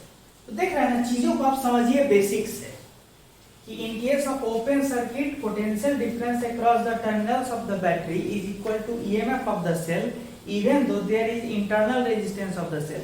लेकिन इसका कोई रोल रहा नहीं, क्योंकि करंट फ्लो नहीं कर रहा है।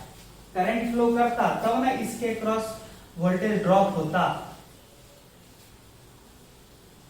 ठीक है,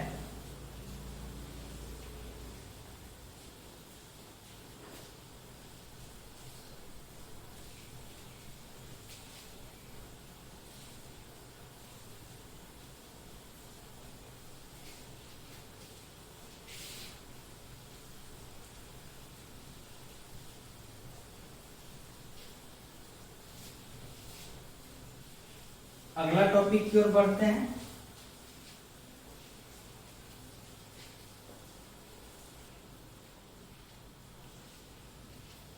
अब आगे बढ़ा जाए।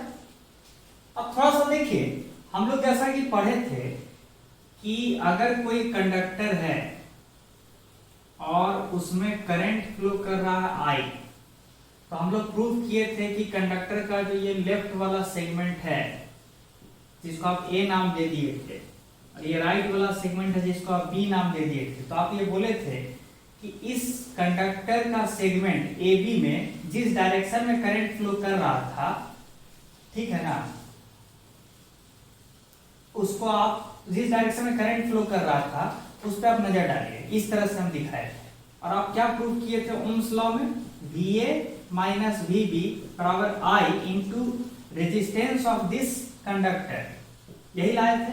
तो यहां से क्या पता चला था कि ये जो टर्मिनल है ए लेफ्ट वाला, ये हायर टर्मिनल पे है और बी वाला लोअर टर्मिनल पे है, तब ना हायर घटे लोअर एक पॉजिटिव नंबर दे रहा है। तो आप क्या बोले कि करंट इन अ कंडक्टर, ठीक है ना, जिसका रेजिस्टेंस आर है, वैसे कंडक्टर में करंट जो है हायर पोटेंशियल से लोअर पोटेंशियल की तरफ फ्लो कर रहा है ना। देखिए ना, करंट का डायरेक्शन देखिए, करंट के फ्लो का डायरेक्शन देखिए। तो आप यही बोले थे, ठीक है ना। ये चीज हम थोड़ा शॉर्ट रिकैप दिए कि करंट जो है flows from higher potential to lower potential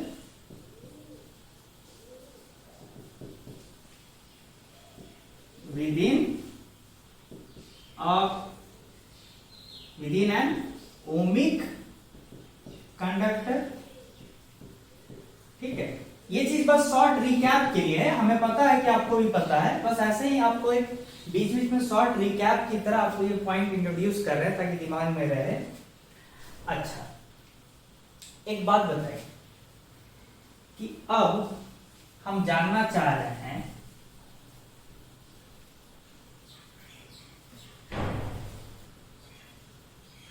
ऐसे समझिए,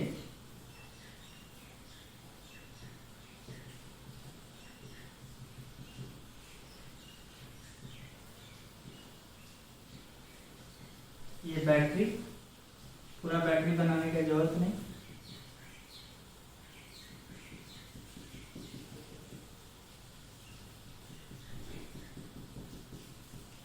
ठीक है, मुझे जानने का मन है कि ये जो कंडक्टर का एक पोर्शन है इसमें कितना हीट लिबरेट हो रहा है पर यूनिट टाइम।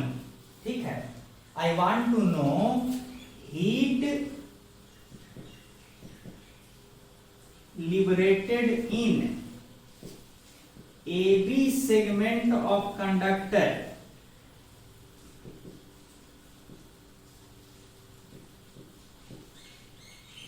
ठीक है पर यूनिट टाइम, ये हम जानना चाहते हैं। ठीक है, एकदम कॉमन सेंस से देखिए,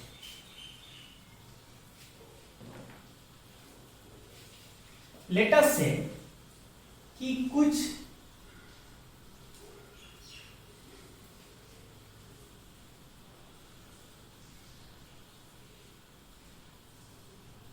dq चार्ज यहां से एंटर किया। ठीक है, dq चार्ज एंटर किया। ठीक है, dq चार्ज यहां से एंटर किया, तो जब एंटर किया तो dq चार्ज का पोटेंशियल एनर्जी एंट्री करते वक्त कितना होगा, तो charge into potential of this terminal. तो एंट्री करते समय इनिशियल पोटेंशियल एनर्जी कितना होगा इस dq का, तो charge multiplied by potential of this terminal ए, इसको va बोल दीजिए। जब यही चार्ज यहां से एग्जिट कर रहा होगा dq, तो अब कितना होगा इसका पोटेंशियल एनर्जी एग्जिट करते समय, यानी final potential energy at this portion कितना होगा इस चार्ज का, तो charge multiplied by potential of this terminal vb। तो जितना से इस dq चार्ज का एनर्जी का नुकसान हुआ है वो हम निकाल सकते हैं। Change in energy u final minus u initial निकालिए, final energy of this dq charge minus initial energy of this dq charge इस दो टर्मिनल्स के क्रॉस कितना आया, तो dq into vb minus va। और मुझे पता है vb लोअर टर्मिनल है, लोअर पोटेंशियल पे, va हायर पोटेंशियल पे है, तो इसका मतलब है कि इसको हम ऐसे लिख सकते हैं minus dq into va minus vb। और va माइनस vb कितना आया था, va माइनस vb कितना आया था, I into r of this segment resistance of portion A B. हम क्या लिखेंगे माइनस dq इंटू, इसके लिए क्या लिखेगा I into resistance of portion A B, और इधर हो गया चेंज, इधर हो गया चेंज इन एनर्जी किसका, इस dq चार्ज का एनर्जी में बदलाव। तो साफ साफ दिख रहा है कि निगेटिव आया, यानी फाइनल एनर्जी dq चार्ज का फाइनल एनर्जी कम है, इनिशियल ज्यादा है, तब ना ये निगेटिव आ रहा है। तो ये जो फाइनल माइनस इनिशियल, यानी कि हम ऐसे कर सकते हैं कि चार्ज dq का एनर्जी कितने अमाउंट से घट गया है, dq into I into R A B amount से घट गया है, इतना अमाउंट घट गया है। चार्ज dq का एनर्जी इतना अमाउंट से घट गया है, तो कहां गया है, तो याद कीजिए ये कंडक्टर था ना, कंडक्टर के अंदर का कुछ चीज याद है, बेसिकली अंदर में ये पॉजिटिव होता था, ऐसे पॉजिटिव आयंस और इलेक्ट्रॉन्स जो है रैंडम वे में इस तरह से मूव करता था, तो कोलाइड भी करता था पॉजिटिव आयंस के साथ, तो कोलिजन के दौरान हीट लिबरेट होता था, याद है।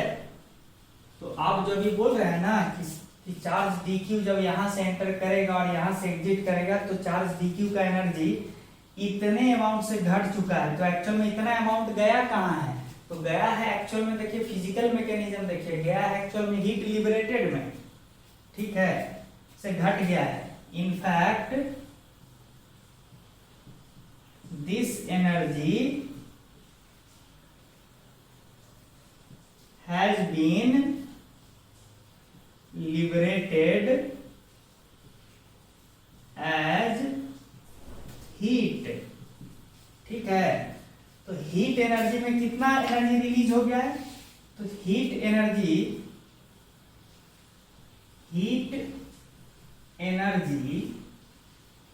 लिबरेटेड,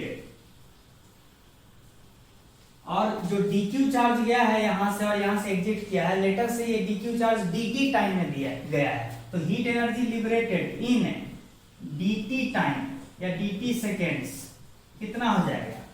तो अभी माइनस लगाने का जरूरत नहीं है, माइनस तो ये बता रहा था कि एनर्जी घट गया है, और एनर्जी गया कहाँ है? तो हीट में, तो कितना हीट में गया है? तो dq into I into R A B. So this implies that heat liberated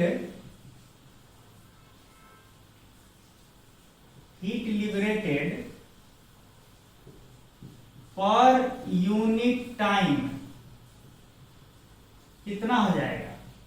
dq into I into R A B divided by dt। तो dq बाई dt होता क्या है? करंट ही तो होता है, तो करंट I गुने I square into R A B. यानी आपने क्या प्रूफ किया है कि पर यूनिट टाइम इस सेगमेंट ऑफ कंडक्टर के थ्रू, कौन सा segment? Segment A B, conductor के सेगमेंट ए बी के थ्रू पर यूनिट टाइम इतना हीट लिबरेट हो रहा है। कितना? इतना। जहां पे आई क्या है? आई है इस कंडक्टर के थ्रू करंट। ठीक है, ये भी हो गया।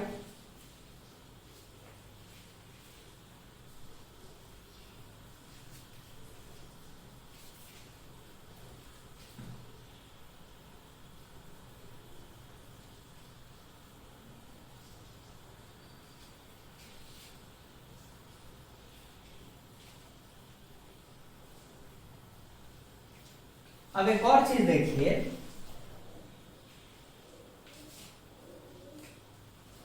यही dq चार्ज तो यहां पे बैटरी के केस में देखिए, बैटरी, वही dq चार्ज तो यहां पे बैटरी, आइडियल बैटरी ले रहे हैं, आइडियल, वही dq चार्ज यहां पे एंटर भी कर रहा है और यहां से एग्जिट भी कर रहा है। तो एक बात बताइए, ये लोअर टर्मिनल वाले वोल्टेज को VL बोलिए और हायर टर्मिनल वाले वोल्टेज को VH बोलिए। तो जब लोअर टर्मिनल के पास रहेगा ये dq चार्ज, तो उसका इनिशियल एनर्जी कितना रहेगा? यहां के लिए ऐसे लिख लीजिए, इनिशियल एनर्जी कितना हो जाएगा? dq into VL। जब यही चार्ज यहां से यहां जा चुका है, यहां से अब आगे जा रहा है, तो कहिए कि फाइनल एनर्जी, यहां के लिए E फाइनल बोल रहे हैं, यहां के लिए, तो कितना हो जाएगा? dq into VH। तो अब डिफरेंस लेते हैं कि एग्जिट करते वक्त और एंट्री करते वक्त के बीच का एनर्जी डिफरेंस कितना है? E final minus E initial कितना हो गया? dq VH minus VL। लेकिन VH माइनस VL तो आइडियल केस में बैटरी का EMF होता है, तो अब कितना लाए? dq into EMF of the cell. ये जो है, ये बैटरी के द्वारा, ये जो इतने से जो एनर्जी बढ़ गया है इस dq चार्ज का, बढ़ ही गया है ना, देखिए पॉजिटिव क्वांटिटी है, तो final energy of the charge dq while exiting the shell वो ज्यादा है एज कंपेयर टू एंट्री करते वक्त, कितने से इतने से। यानी हम ये कह सकते हैं कि जो एनर्जी बढ़ा है dq चार्ज का, तो बढ़ाया कौन है? बैटरी बढ़ाया है। अगर बैटरी एनर्जी बढ़ाया है dq चार्ज का, तो बैटरी वर्क किया है। इसका मतलब हमको बोलना चाहिए कि small work done on dq charge by cell बराबर कितना हो गया? dq into EMF of the cell. और अगर हमको चाहिए कि work done on charge per unit time चाहिए, यानी कि work done, small work done के बदले अगर हमको चाहिए कि work done by the cell on charge per unit time. Per unit time कितना वर्क कर रहा है सेल किस पे, चार्ज पे। तो कैसे करेंगे, कैसे करेंगे अब देखिए। तो भैया वर्क डन हो जाएगा पर यूनिट टाइम, ये डी डब्ल्यू कितना था, यही था ना small work done, D Q into E, और ये कितना देर में वर्क करेगा, इतना डी टी सेकेंड्स में, तो डिवाइडेड बाई डी की डी टी। लेकिन D Q by D T क्या होता है, करंट, तो करंट आई गुने ई, ये हो गया work done by battery per unit time. Work done by battery per unit time किस पे, चार्ज पे। जो चार्ज ऐसे फ्लो कर रहा है उस चार्ज पे पर यूनिट टाइम बैटरी कितना वर्क कर रहा है, इतना। कैसा क्वांटिटी है, पॉजिटिव। कब ऐसा है पॉजिटिव, जब पॉजिटिव चार्ज लोअर टर्मिनल से एंटर किया है और हायर टर्मिनल से एग्जिट किया है, तब पॉजिटिव आया है। ठीक है। अच्छा, अगर हमसे एग्जामिनर कभी मांगा होता कि मान लीजिए Q1 चार्ज लोअर टर्मिनल से एंटर किया है और फिर हायर टर्मिनल से एग्जिट किया है और EMF of the cell E है, तो बैटरी टोटल कितना वर्क किया है, तो DQ चार्ज पे DQ इंटू ई वर्क किया है, तो Q1 चार्ज पे कितना वर्क करेगा भैया, Q1 इंटू ई।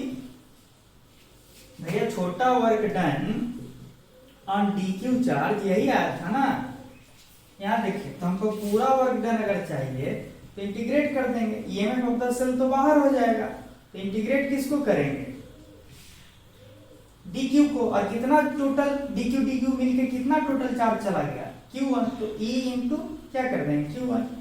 जो भी चार्ज लोअर टर्मिनल से हायर टर्मिनल की ओर गया है multiplied by EMF of the cell, यही हो गया work done by cell, ideal cell. ये वर्क डन किया है किस पे, चार्ज पे, और पॉजिटिव वर्क किया है यानी चार्ज का एनर्जी बढ़ा है। अच्छा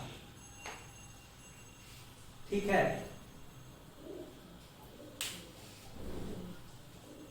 तो ये सिचुएशन है।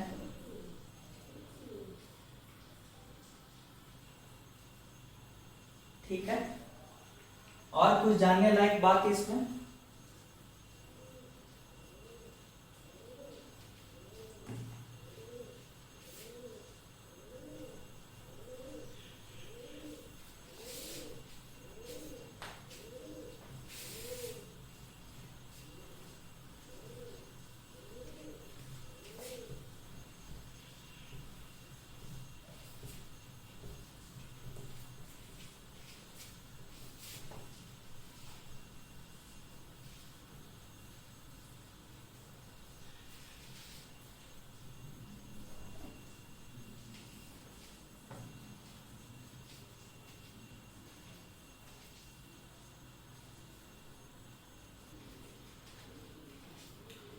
एक छोटी सी बात और बता दें कि मान लीजिए पूरा सर्किट का रेजिस्टेंस R है और उसको आप सीधे एक बैटरी से कनेक्ट कर दिए,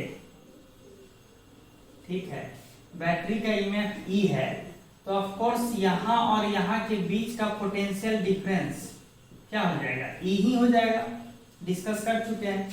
अच्छा, करंट कितना आएगा सर्किट में, ईएमएफ डिवाइडेड बाय रेजिस्टेंस।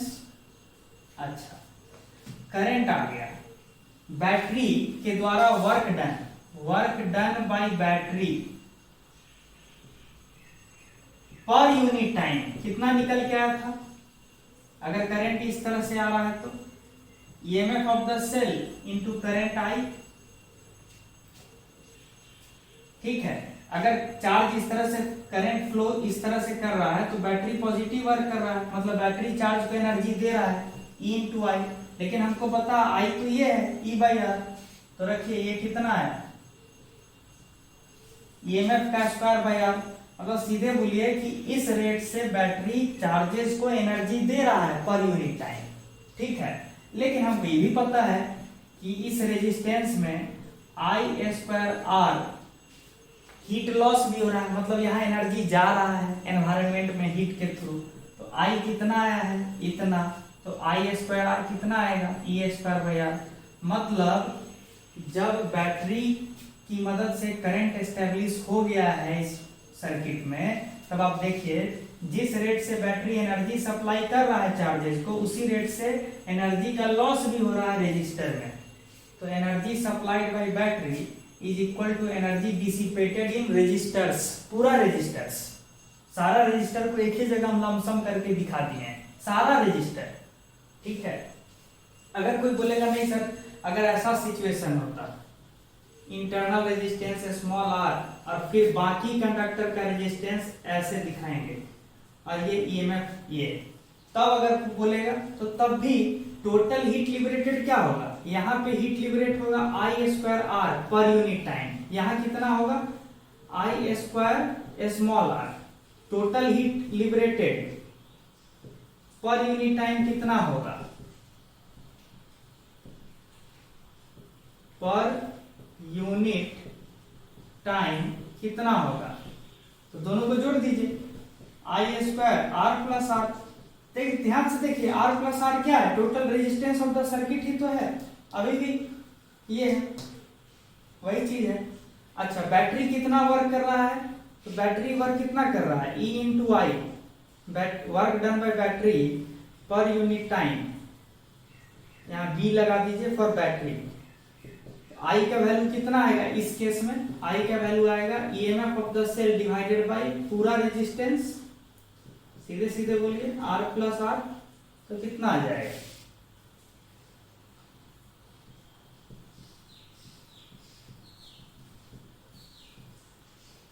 तो ये कितना आया E square by R plus R, मतलब work done by battery per unit time इतना आया, और हीट लिबरेटेड जो है I square R plus R. तो I का वैल्यू जो है, I का वैल्यू अब डाल देते हैं, तो I का वैल्यू यहाँ डालिए, तो क्या आया E square by R plus R. तो राम कहानी वही है, बैटरी पर यूनिट टाइम जितना वर्क कर रहा है उतना ही पर यूनिट टाइम हीट लिबरेट हो रहा है दोनों रेजिस्टर में मिला के। Total heat liberated in resistors per unit time is equal to total work done by battery per unit time. ये सब simple simple law of conservation of energy है ना, जितना एनर्जी हम इधर दिए उतना उधर लॉस हो गया हीट में, ये स्थिति चल रहा है। तो यही सब है। तो मेरे हिसाब से हम आज के लिए लेक्चर को यहीं एंड कर रहे हैं, अगले क्लास में फिर मिलेंगे, तब तक के लिए थैंक यू, गुड बाय।